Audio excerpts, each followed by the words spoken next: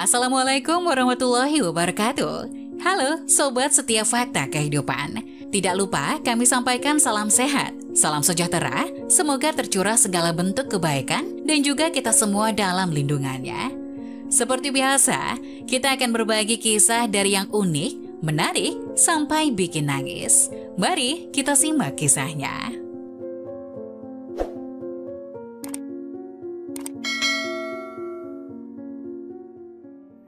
Kisah nyata rintihan istri yang suaminya berubah kasar dan nikahi mantan pacarnya. Penyesalan selalu memang datang belakangan. Terkadang penyesalan itu lebih kejam dari hakim yang menjatuhkan hukuman karena penyesalan tidak bisa diperbaiki. Seperti dicurahkan pria ini, ia kehilangan harta paling berharga di dunia ini yaitu wanita soleha hanya karena buta mata hati oleh keluarga yang hanya melihat dunia. Cerita ini adalah kisah nyata di mana perjalanan hidup ini ditulis oleh seorang istri dalam sebuah laptopnya. Cinta itu butuh kesabaran, sampai di manakah kita harus bersabar menanti cinta kita? Hari itu aku dengannya berkomitmen untuk menjaga cinta kita. Aku menjadi perempuan yang paling bahagia. Pernikahan kami sederhana namun meriah. Ia menjadi pria yang sangat romantis pada waktu itu. Aku bersyukur menikah dengan seorang pria yang soleh, pintar, tampan, dan mapan pula. Ketika kami berpacaran, dia sudah sukses dalam karirnya. Kami akan berbulan madu di Tanah Suci. Itu janjinya ketika kami berpacaran dulu. Setelah menikah, aku mengajaknya untuk umrah ke Tanah Suci. Aku sangat bahagia dengannya, dan dia juga sangat memanjakan aku. Sangat terlihat dari rasa cinta dan rasa sayangnya padaku. Banyak orang yang bilang kami adalah pasangan yang serasi. Sangat terlihat sekali bagaimana suamiku memanjakanku, dan aku bahagia menikahi dengannya. 5 tahun berlalu sudah kami menjadi suami istri. Sangat tak terasa waktu begitu cepat berjalan, walaupun kami hanya hidup berdua saja. Karena sampai saat ini aku belum bisa memberikan seorang malaikat kecil di tengah keharmonisan rumah tangga kami. Karena dia anak lelaki satu-satunya dalam keluarga, jadi aku harus berusaha untuk mendapatkan penerus generasi baginya. Alhamdulillah saat itu suamiku mendukungku. Ia menganggap Allah belum mempercayai kami untuk menjaga titipannya, tapi keluarganya mulai resah. Dari awal kami menikah, ibu dan adiknya tidak menyukaiku. Aku sering mendapat perlakuan yang tidak menyenangkan dari mereka, namun aku selalu berusaha menutupi hal itu dari suamiku. Di depan suamiku, mereka berlaku sangat baik padaku, tapi di belakang suamiku, aku dihina-hina oleh mereka. Pernah suatu ketika 1 tahun usia pernikahan kami, suamiku mengalami kecelakaan, mobilnya hancur. Alhamdulillah suamiku selamat dari maut yang hampir membuatku menjadi seorang janda kala itu. Ia dirawat di rumah sakit pada saat dia belum sadarkan diri setelah kecelakaan. Aku selalu menemaninya siang dan malam sambil kubacakan ayat-ayat suci Al-Quran. Aku sibuk bolak-balik dari rumah sakit dan dari tempat aku melakukan aktivitas sosialku. Aku sibuk mengurus suamiku yang sakit karena kecelakaan.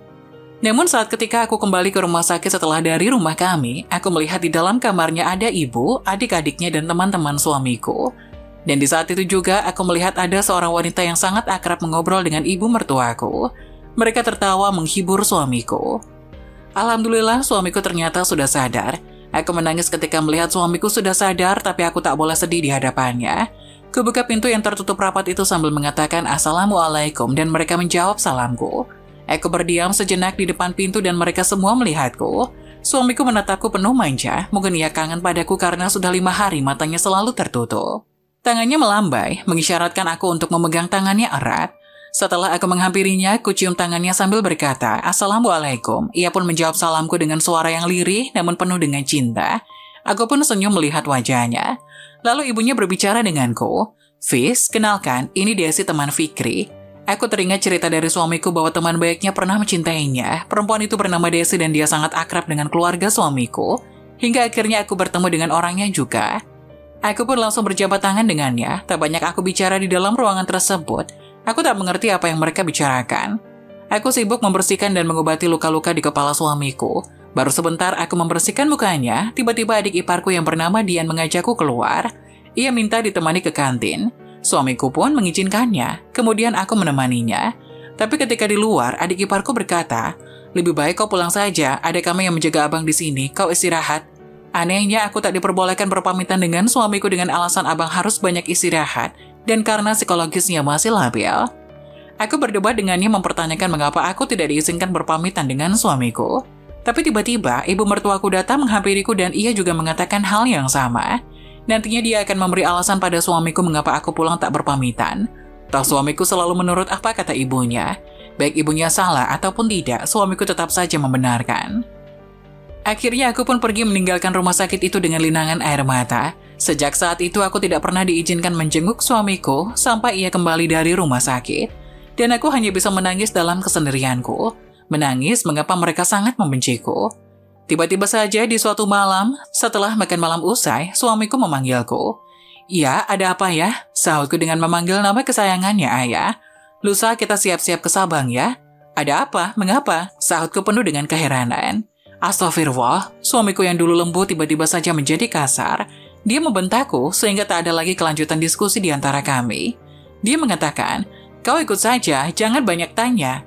Lalu aku pun bersegera mengemasi barang-barang yang akan dibawa ke Sabang sambil menangis. Sedih karena suamiku kini tak ku kenal lagi. 2 tahun pacaran, 5 tahun kami menikah dan sudah 2 tahun pula ia menjadi orang asing bagiku. Kulihat kamar kami yang dulu hangat penuh cinta yang dihiasi foto pernikahan kami sekarang menjadi dingin. Sangat dingin dari es batu. Aku menangis dengan kebingungan ini. Ingin rasanya aku berontak berteriak tapi tak bisa. Suamiku tak suka dengan wanita kasar, ngomong dengan nada tinggi, suka membanting barang-barang. Dia bilang, perbuatan itu menunjukkan sikap ketidakhormatan kepadanya. Aku hanya bisa sabar menantinya bicara dan sabar mengobati penyakitku ini dalam kesendirianku. Iya, aku divonis kanker rahim stadium 3 ketika aku pernah memeriksakan kandungan ke dokter. Sedangkan suamiku tak lagi seperti dulu. Kami telah sampai di Sabang. Aku masih merasa lelah karena semalaman aku tidak tidur karena terus berpikir. Keluarga besarnya telah berkumpul di sana termasuk ibu dan adik-adiknya. Aku tidak tahu ada acara apa ini. Aku dan suamiku pun masuk ke kamar kami. Suamiku tak betah di dalam kamar tua itu. Ia pun langsung keluar bergabung dengan keluarga besarnya. Saat tiba, "Baiklah, karena kalian telah berkumpul, Nenek ingin bicara dengan kau, Visa." Neneknya bicara dengan sangat tegas dengan sorot mata yang tajam. "Ada apa ya, Nek?" Sahutku dengan penuh tanya. Nenek menjawab, "Kau telah bergabung dengan keluarga kami hampir 8 tahun. Sampai saat ini kami tak melihat tanda-tanda kehamilan yang sempurna sebab selama ini kau selalu keguguran." Aku menangis. Untuk inikah aku diundang kemari? Untuk dihina atau dipisahkan dengan suamiku? Sebenarnya kami sudah punya calon untuk Fikri dari dulu sebelum kau menikah dengannya. Tapi Fikri anak yang keras kepala, tak mau diatur, akhirnya menikahlah ia dengan kau. Neneknya bicara sangat lantang, mungkin logat orang Sabang seperti itu semua. Aku hanya tersenyum dan melihat wajah suamiku yang kosong matanya. Aku dengar dari ibu mertuamu kau pun sudah berkenalan dengannya. Neneknya masih melanjutkan pembicaraan itu, sedangkan suamiku hanya diam. Tapi aku lihat air matanya, ingin aku peluk suamiku agar ia kuat dengan semua ini. Tapi aku tak punya keberanian itu. Neneknya bicara panjang lebar dan terakhir dari ucapannya dengan mimik wajah yang sangat menantang, kemudian berkata, "Kau maunya gimana? Kau dimadu atau diceraikan?" Masya Allah, kuatkan hati ini. Aku ingin jatuh pingsan, hati ini seakan remuk mendengarnya, hancur hatiku. Mengapa keluarganya bersikap sedemikian terhadapku? Aku selalu menutupi masalah ini dari kedua orang tuaku yang tinggal di Pulau Kayu. Mereka mengira aku sangat bahagia 2 tahun belakangan ini. "Fis, jawab." Dengan tegas ibunya langsung memintaku untuk menjawab. Aku langsung memegang tangan suamiku. Dengan tangan yang dingin dan gemetar aku menjawab dengan tegas. Walaupun aku tidak bisa berdiskusi dulu dengan imamku, tapi aku dapat berdiskusi dengannya melalui batiniah. Untuk kebaikan dan masa depan keluarga ini, aku akan menyambut baik seorang wanita baru di rumah kami. Itu yang aku jawab. Dengan kata lain, aku rela cintaku dibagi. Dan pada saat itu juga, suamiku memandangku dengan tetesan air mata. Tapi air mataku tak sedikit pun menetes di hadapan mereka. Aku lalu bertanya kepada suamiku, "Ayah, siapakah yang akan menjadi sahabatku di rumah kita nanti ya?" Suamiku menjawab, "Dia Desi." Aku pun langsung menarik napas dan langsung bicara. "Kapan pernikahannya berlangsung? Apa yang harus saya siapkan dalam pernikahan ini, Nek?" Ayah mertuaku menjawab, "Pernikahannya 2 minggu lagi." "Baiklah kalau begitu, saya akan menelpon pembantu di rumah untuk menyuruhnya mengurus kakak kami ke kelurahan besok." Setelah berbicara seperti itu, aku permisi untuk pamit ke kamar. Tak tahan lagi, air mata ini akan turun. Aku berjalan dengan cepat, aku buka pintu kamar dan langsung duduk di tempat tidur. Ingin berteriak tapi aku sendiri di sini. Tak kuat rasanya menerima hal ini, cintaku telah dibagi. Sakit, diiringi akutnya penyakitku. Apakah karena ini suamiku menjadi orang yang asing selama 2 tahun belakangan ini? Aku berjalan menuju ke meja rias, ku buka jilbabku, aku bercermin sambil bertanya-tanya. Sudah tidak cantikkah aku ini? Ku ambil sisir, aku menyisiri rambutku yang setiap hari rontok. Ku lihat wajahku, ternyata aku memang sudah tidak cantik lagi. Rambutku sudah hampir habis, kepalaku sudah botak di bagian tengahnya. Malam sebelum pernikahan suamiku, aku menulis curahan hati di laptopku. Di laptop aku menulis saat-saat terakhir melihat suamiku. Aku marah padanya yang telah menelantarkan aku. Aku menangis melihat suamiku yang sedang tidur pulas. Apa salahku? Sampai ia berlaku sekejam ini padaku. Aku save di my document yang bertitel, "Aku mencintaimu suamiku." Hari pernikahan telah tiba, aku telah siap. Tapi aku tak sanggup untuk keluar. Aku berdiri di dekat jendela, aku melihat matahari. Karena mungkin saja aku tak akan bisa melihat sinarnya lagi. Aku berdiri sangat lama, lalu suamiku yang telah siap dengan pakaian pengantinnya masuk dan bicara padaku. "Apakah kau sudah siap?" Kuhapus air mata yang menetes di wajahku sambil berkata, "Nanti jika ia telah jadi sah istrimu, ketika kamu membawa ia masuk ke dalam rumah ini, cucilah kakinya sebagaimana kamu mencuci kakiku dulu. Lalu ketika kalian masuk ke dalam kamar pengantin, bacakan doa di ubun-ubunnya sebagaimana yang kamu lakukan padaku dulu." Lalu setelah itu perkataan terhenti. Karena tak sanggup, aku meneruskan pembicaraan itu. Aku ingin menangis meledak. Tiba-tiba suamiku menjawab, "Lalu apa bunda?" Aku kaget mendengar kata itu yang tadinya aku menunduk seketika aku langsung menatapnya dengan mata yang berbinar-binar. "Bisa kamu ulangi apa yang kamu ucapkan barusan?" Pintaku untuk meyakini bahwa kuping ini tidak salah mendengar. Setelah tiba di masjid, ijab kabul pun dimulai. Aku duduk di seberang suamiku. Aku melihat suamiku duduk berdampingan dengan perempuan itu, membuat hati ini cemburu ingin berteriak mengatakan, "Ayah jangan." Tapi aku ingat akan kondisiku. Jantung ini berdebar kencang saat mendengar ijab kabul tersebut. Begitu ijab kabul selesai, aku menarik napas panjang. Tante Lia, tante yang baik itu memelukku. Dalam hati aku berusaha untuk menguatkan hati ini. Iya, aku kuat. Sampai di rumah, suamiku langsung masuk ke dalam rumah begitu saja, tak mencuci kakinya. Aku sangat heran dengan perilakunya. Apa iya dia tidak suka dengan pernikahan ini? Sementara itu Desi disambut hangat di dalam keluarga suamiku, tak seperti aku dulu yang dimusuhi. Malam ini aku tak bisa tidur, bagaimana bisa? Suamiku akan tidur dengan perempuan yang sangat aku cemburui. Aku tak tahu apa yang sedang mereka lakukan di dalam sana. Sepertiga malam pada saat aku ingin sholat lail, aku keluar untuk berwudu. Lalu aku melihat ada lelaki yang mirip suamiku tidur di sofa ruang tengah. Kudekati lalu kulihat, Masya Allah, suamiku tak tidur dengan wanita lain, ia tidur di sofa. Aku duduk di sofa itu sambil mengelus wajahnya yang lelah. Tiba-tiba ia memegang tangan kiriku, tentu saja aku kaget. "Kamu datang ke sini aku pun tahu," ia berkata. Aku tersenyum dan mengajaknya sholat lail. Setelah sholat lail ia berkata, "Maafkan aku tak boleh menyakitimu. Kamu menderita karena egonya aku. Besok kita pulang ke Jakarta, biar Desi pulang dengan mama, papa, dan juga adik-adikku." Aku menatapnya dengan penuh keheranan, tapi ia langsung mengajakku untuk istirahat. Saat tidur ia memelukku sangat erat. Aku tersenyum saja, sudah lama ini tidak terjadi. Keesokan harinya ketika aku ingin terbangun untuk mengambil wudhu, kepalaku pusing, rahimku sakit sekali. Aku mengalami pendarahan dan suamiku kaget bukan main. Ia langsung menggendongku, aku pun dilarikan ke rumah sakit. Dari kejauhan aku mendengar suara zikir suamiku.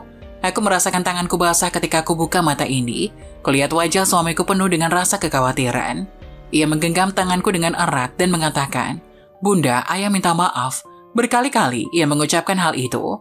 Dalam hatiku, apa ia tahu apa yang terjadi padaku? Aku berkata dengan suara lirih, "Ya, Bunda ingin pulang. Bunda ingin bertemu kedua orang tua Bunda. Anterin Bunda ke sana ya. Ayah jangan berubah lagi ya. Janji ya. Bunda sayang banget sama ayah."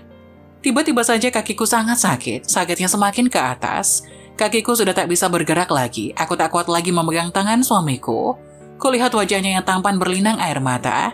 Sebelum mata ini tertutup, kulafazkan kalimat syahadat dan ditutup dengan kalimat tahlil. Aku bahagia melihat suamiku punya pengganti diriku. Aku bahagia selalu melayaninya dalam suka dan duka. Menemaninya dalam ketika ia mengalami kesulitan, dari kami pacaran sampai kami menikah. Aku bahagia bersuamikan dia. Dia adalah nafasku. Untuk ibu mertuaku, maafkan aku telah hadir dalam kehidupan anakmu sampai aku hidup di dalam hati anakmu. Ketahuilah, Ma, dari dulu aku selalu berdoa agar Mama merestui hubungan kami. Mengapa engkau fitnah diriku di depan suamiku? Apa engkau punya buktinya, Ma? Mengapa engkau sangat cemburu padaku, Ma? Fikri tetap memilihmu, Ma. Aku tak pernah menyuruhnya untuk durhaka kepadamu. Dari dulu aku selalu mengerti apa yang kamu inginkan dari anakmu. Tapi mengapa kau benci diriku? Dengan Desi kau sangat baik, tapi denganku, menantumu, kau bersikap sebaliknya. Setelah ku buka laptop, ku baca curhatan istriku. "Ayah, mengapa keluargamu sangat membenciku? Aku dihina oleh mereka ya. Mengapa mereka bisa baik terhadapku pada saat ada dirimu? Pernah suatu ketika aku bertemu Dian di jalan, aku menegurnya karena dia adik iparku. Tapi aku disambut dengan wajah ketidaksukaannya, sangat terlihat ayah. Tapi ketika engkau bersamaku, Dian sangat baik, sangat manis, dan dia memanggilku dengan panggilan yang sangat menghormatiku. Mengapa seperti itu, ayah? Aku tak bisa berbicara tentang ini padamu karena aku tahu kamu pasti membela adikmu, tak ada gunanya ya. Aku diusir dari rumah sakit. Aku tak boleh merawat suamiku. Aku cemburu pada Desi yang sangat akrab dengan mertuaku. Tiap hari ia datang ke rumah sakit bersama mertuaku. Aku sangat marah. Jika aku membicarakan hal ini pada suamiku, ia pasti akan membela Desi dan ibunya. Aku tak mau sakit hati lagi. Ya Allah, kuatkan aku, maafkan aku. Engkau maha adil. Berilah keadilan ini padaku ya Allah. Ayah sudah berubah, ayah sudah tak sayang lagi padaku. Aku berusaha untuk mandiri ayah. Aku tak akan bermanja-manja lagi padamu. Aku kuat ayah dalam kesakitan ini. Lihatlah ayah, aku kuat walaupun penyakit kanker ini terus menyerangku. Aku bisa melakukan ini semua sendiri ayah. Besok suamiku akan menikah dengan perempuan itu, perempuan yang aku benci, yang aku cemburui. Tapi aku tak boleh egois, ini untuk kebahagiaan keluarga suamiku. Aku harus sadar diri. Ayah, sebenarnya aku tak mau diduakan olehmu, mengapa harus Desi yang menjadi sahabatku? Ayah, aku masih tak rela, tapi aku harus ikhlas menerimanya. Pagi nanti suamiku melangsungkan pernikahan keduanya. Semoga saja aku masih punya waktu untuk melihatnya tersenyum padaku. Aku ingin sekali merasakan kasih sayangnya yang terakhir sebelum ajal ini menjemputku. Ayah, aku kangen ayah. Maafkan aku menuduhmu istriku. Kini aku telah membawamu ke orang tuamu bunda. Aku akan mengunjungimu sebulan sekali bersama Desi di Pulau Kayu ini. Aku akan selalu membawakanmu bunga mawar warna pink yang mencerminkan keceriaan hatimu yang sakit tertusuk duri. Bunda tetap cantik, selalu tersenyum di saat tidur. Bunda akan selalu hidup di hati ayah. Desi tak sepertimu yang tidak pernah marah. Desi sangat berbeda denganmu. Ia tak pernah membersihkan telingaku, rambutku tak pernah dikerimbatnya, kakiku pun tak pernah dicucinya. Ayah menyesal telah menelantarkanmu selama 2 tahun. Kamu sakit pun aku tak peduli, hidup dalam kesendirianmu. Seandainya ayah tak menelantarkan bunda, mungkin ayah masih bisa tidur dengan belayan tangan bunda yang halus. Sekarang ayah sadar bahwa ayah sangat membutuhkan bunda. Bunda, kamu wanita yang paling tegar yang pernah kutemui. Aku menyesal telah asik dalam keegoanku. Bunda, maafkan aku. Bunda tidur tetap manis, senyuman jamu terlihat di tidurmu yang panjang. Maafkan aku tak bisa bersikap adil dan membahagiakanmu. Aku selalu mengiyakan apa kata ibuku karena aku takut menjadi anak durhaka. Maafkan aku ketika kau difitnah oleh keluargaku, aku percaya begitu saja. Apakah bunda akan mendapatkan pengganti ayah di surga sana? Apakah bunda tetap menanti ayah di sana? Tetap setia di alam sana. Tunggulah ayah di sana bunda, bisa kan? Seperti bunda menunggu ayah di sini, aku mohon. Ayah sayang bunda.